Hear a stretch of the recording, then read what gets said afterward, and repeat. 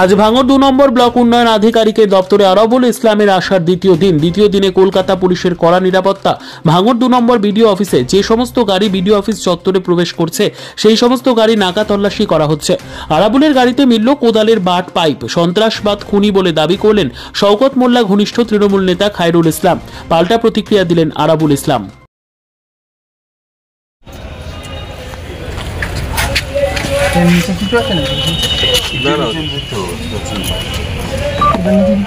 দেখতে হবে তারটা নিচে কি আছে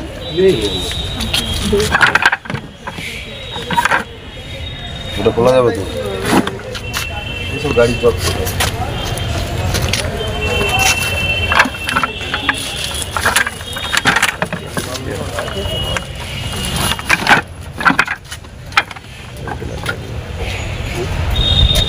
দেখে নিচে করলো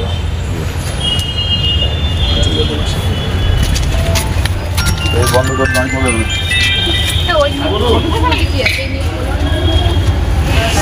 হ্যালো আজকে আমার গাড়িতে কি আছে না আছে আমি তো আমারও খেয়াল নেই, আমি জানিও না। ড্রাইভাররা তারা গাড়ি চালায়, তারা জানে। কয়েকটা প্লাস্টিকের লাঠি পাওয়া গেছে। আপনারা জানেন কয়েকদিন আগে আমাদের একটা মিটিং ছিল, সেখানে ঝান্ডা ফান্ডা টাঙানোর জন্যে প্লাস্টিকের লাঠি এখানে এমনভাবে দেখানো হচ্ছে যেন গোটা রাজ্যের সমস্ত মাল মেটেরিয়াল ভাঙড়ে আরাবুল ইসলামের কাছে রয়েছে। এটা একটা যেন মানে ভাঙড় মানে একটা অপপ্রচার, এমনভাবে অপপ্রচার হয় যে এটা ভাবা যায় না। দুটো স্টিকার, দুটো প্লাস্টিকের লাঠি, দুটো থাকতেই পারে, তাতে কি আছে? তাতে কি অপবিত্র হয়ে গেছে না অশুদ্ধ হয়েছে এগুলো?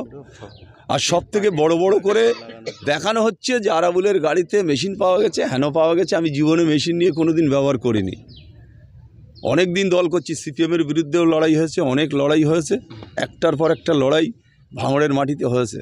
কোনো দিন আরাবুল ইসলামের হাতে কোনো দিন কেউ দেখিনি যে আরাবুল একটা লাঠি নিয়ে বেরিয়েছে।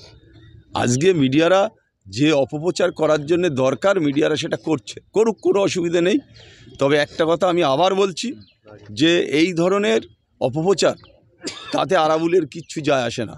আমার নেত্রীর নাম হচ্ছে মমতা বন্দ্যোপাধ্যায়, যার নেতৃত্বে আজকে গোটা বাংলা অভিষেক বন্দ্যোপাধ্যায় আমাদের নেতা। আমরা সবসময় ভাঙড় তৃণমূল কংগ্রেস আমরা একাধিকবার লড়াই হয়েছে, কখনো আইএসএফের সাথে লড়াই হয়েছে, কখনো সিপিএমের সাথে লড়াই হয়েছে।